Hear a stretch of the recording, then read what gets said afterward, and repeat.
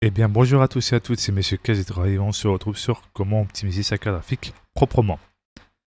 Que c'est la première fois que tu as eu ton PC gamer, que tu veux comment bien optimiser, ou pour celles ou ceux qui ne connaissent pas trop l'optimisation sur les cartes graphiques, je vais essayer de vous aider.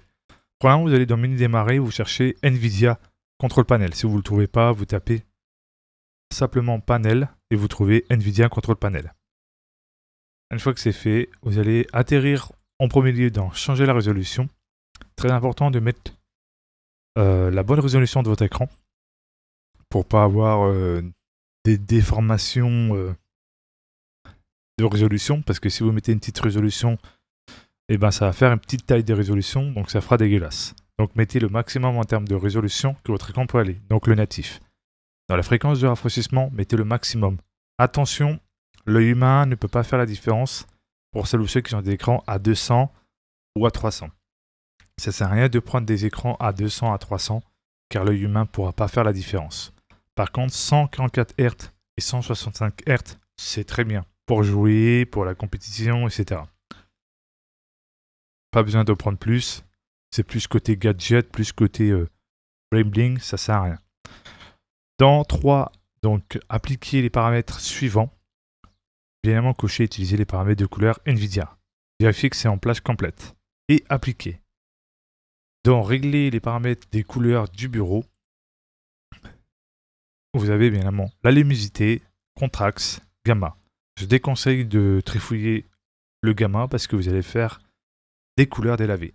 C'est pour ça qu'il ne faut pas toucher le gamma. Laissez-le par défaut.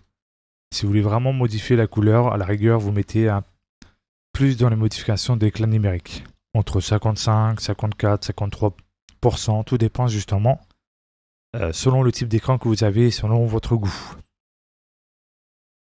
Ensuite, vous allez dans Gérer les paramètres 3D. C'est là où il faudra modifier certains trucs. Alors, dans Filtrage anisotrope, très important de mettre en soit, je précise, en 16x ou en 8x ou 4x ou 2x, selon le type de carte graphique que vous avez, qui peut aller en termes de ce côté-là. Si vous avez peur de faire une erreur, vous pouvez mettre en contrôlé par l'application par mesure de sécurité. Dans filtrage de texture, laissez en qualité. En moins, vous n'aurez pas une mauvaise qualité, vous aurez quelque chose de bien plus stable. Dans fréquence de rafraîchissement préférée, de base, c'est coché en plus élevé, donc la plus élevée. Mais ce que je peux conseiller, c'est contrôler par l'application. Dans mode de gestion d'alimentation, j'en ai vu pas mal faire l'erreur de mettre en performance maximale. L'erreur de faire ça, c'est que, bien évidemment, votre carte graphique va être en pleine puissance lorsqu'elle n'en a pas besoin. C'est-à-dire, lorsque vous ne faites pas des grosses tâches lourdes, comme du montage, du 3D, des jeux vidéo, et ben, elle va être en pleine puissance pour rien. Alors qu'en normal, l'avantage, c'est qu'elle va être en repos, donc en tranquille, vu qu'elle ne fait pas des tâches lourdes.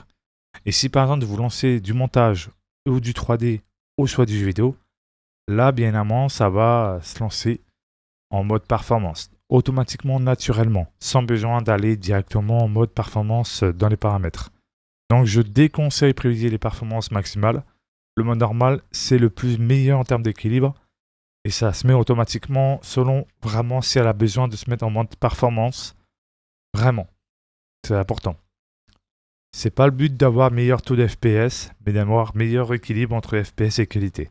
C'est le plus important. Plus vous prenez compte que bien évidemment la carte graphique soit en mode performance que si elle a besoin en jeu, mais à côté, en repos, elle n'a pas besoin de s'activer ses ventilateurs puisqu'elle n'a pas des tâches lourdes à faire. Donc, mode de gestion d'alimentation en normal, c'est conseillé. Personnellement, c'est ce que je vous conseille pour vraiment une meilleure durée de vie de votre carte graphique. Multiframe Sample AA MFAA, c'est en gros pour les anciens jeux. Si vous jouez à des jeux anciens, vous pouvez l'activer, mais sinon, si vous jouez vraiment aux jeux récents, généralement, en désactiver par défaut, c'est très bien. Ça c'est en auto, les autres trucs sont désactivés. Dans processeur graphique de rendu OpenGL, laissez en auto sélection. Synchro vertical, soit vous le laissez, si vous voulez vraiment le laisser, mais je vous conseille de laisser par défaut. Taille des ombrages, vous pouvez laisser par défaut, paramètre par défaut du pilote. La technologie du moniteur compatible G-Syn, ça c'est en gros pour éviter les déchirements d'images. Parce que des fois, quand on ne met pas une technologie pour avoir une meilleure synchronisation avec votre écran et votre carte graphique, il peut arriver ce qu'on appelle des déchirements d'images ou des taux FPS aussi un peu trop élevés que l'écran peut fournir. Par exemple, si votre écran fait 144 Hz ou 165 Hz et que votre carte graphique dépasse un peu plus ce que l'écran peut fournir, et ben ça peut être déséquilibre et pas très agréable à prendre en compte. Donc régler les paramètres couleur vidéo, très important si vous voulez mettre avec les paramètres Nvidia, aller dans avancé, place dynamique mettez complète et appliquer. Quand vous modifiez quelque chose, très important d'appliquer pour confirmer votre modification. Dans réglage des paramètres d'image vidéo, mettez et utilisez les paramètres Nvidia et utilisez les paramètres Nvidia pour l'atténuation de bruit. Normalement, vous devrez quelque chose d'assez qualitatif et bien plus équilibré et qualitatif en termes de qualité aussi. Très important de faire à 50-50 pour vraiment avoir une meilleure expérience de jeu et éviter de user sa carte graphique pour rien.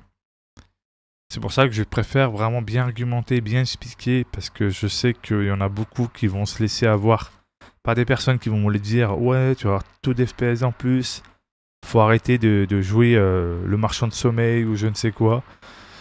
Ça va pas aider les gamers et les gameuses à trouver la bonne optimisation et ça va les dégoûter et ils vont se retrouver avec bien évidemment une carte graphique qui va surchauffer pour rien.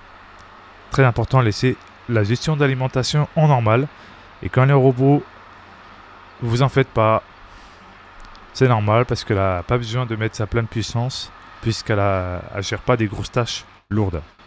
Je répète, une carte graphique travaille plus que lorsque vous utilisez un logiciel de montage ou des trucs d'animation 3D ou quand vous jouez à un jeu vidéo. C'est très important de prendre en compte ce détail. En tout cas, j'espère que cette vidéo a pu vous aider avec les détails bien plus construits et bien plus logiques bien amont pour vous aider à mieux comprendre l'optimisation.